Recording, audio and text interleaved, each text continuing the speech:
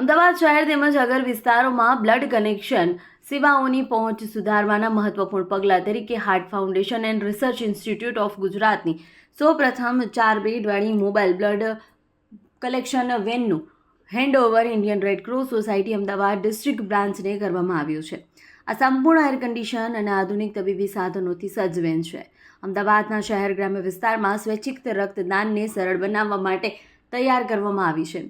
શતાબ્દી ભવન ખાતે યોજાયેલ સમારંભ દરમિયાન મોબાઈલ બ્લડ કલેક્શન વેનની ચાવીઓ હાર્ટ ફાઉન્ડેશન એન્ડ રિસર્ચ ઇન્સ્ટિટ્યૂટના ચેરમેન ડૉક્ટર નીતિન સુમંત શાહ દ્વારા Indian Red Cross Society Ahmedabad district બ્રાન્ચના ચેરમેન અમિત દોશીને સોંપવામાં આવી.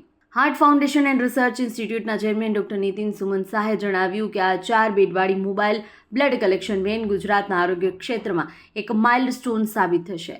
તબીબી બેડ, જરૂરી સાધનો અને ટ્રેન્ડ નર્સિન્સ સાથે આ પહેલાનો ઉદ્દેશ અમદાવાદના અંતરિયાળ અને ગ્રામ્ય વિસ્તારોમાં સ્વૈચ્છિક રક્ત સંગ્રહ વધુ સરળ અને સગવડભર્યું બનાવવાનો છે.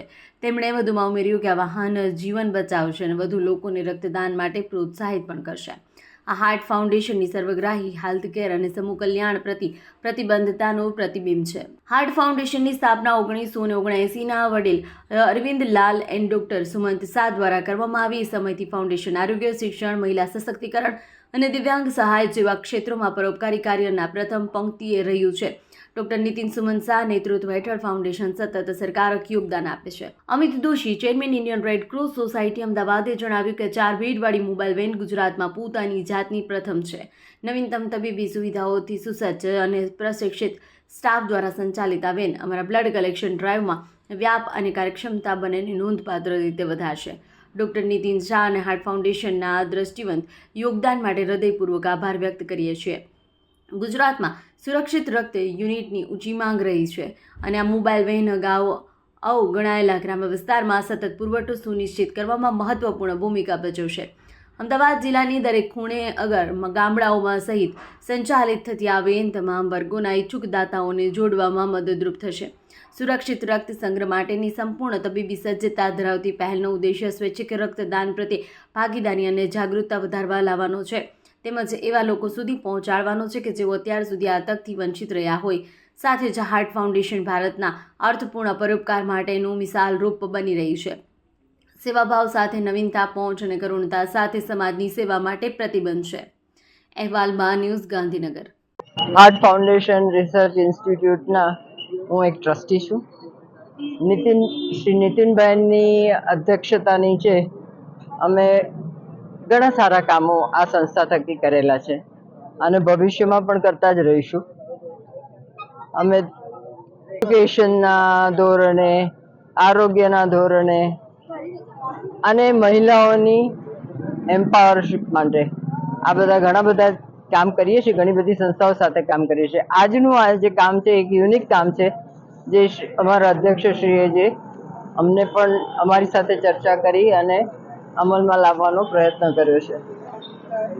ઘણી ક્ષેત્રે કામ કરી રહ્યા છીએ. આરોગ્ય ક્ષેત્રે તો આ કરી જ રહ્યા છીએ, પણ સાથે સાથે સાંસ્કૃતિક ક્ષેત્રે પણ અમે કામ કરી રહ્યા છીએ કે જ્યાં અમે ઉગતા કલાકારોને પણ પ્રોત્સાહન આપીએ છીએ.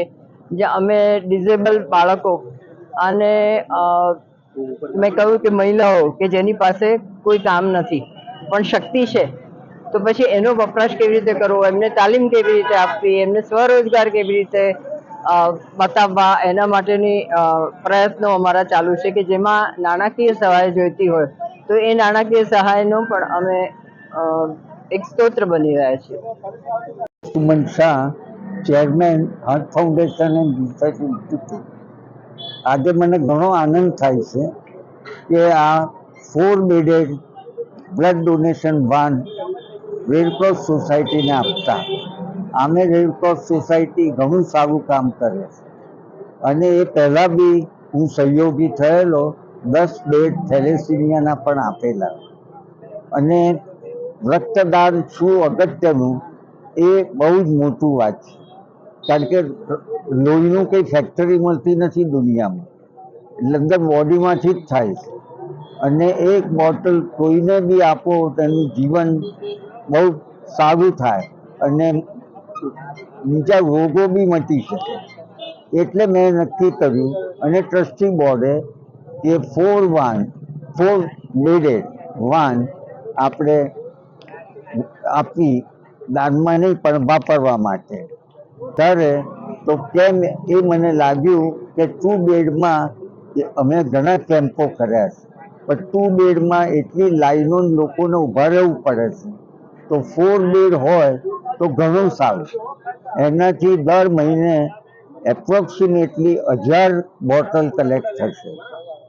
એ બધાનો હું બહુ આભારી છું અને પ્રભુ વધારે મને શક્તિ આપે અને આવા સારા કામ કરતો રહે.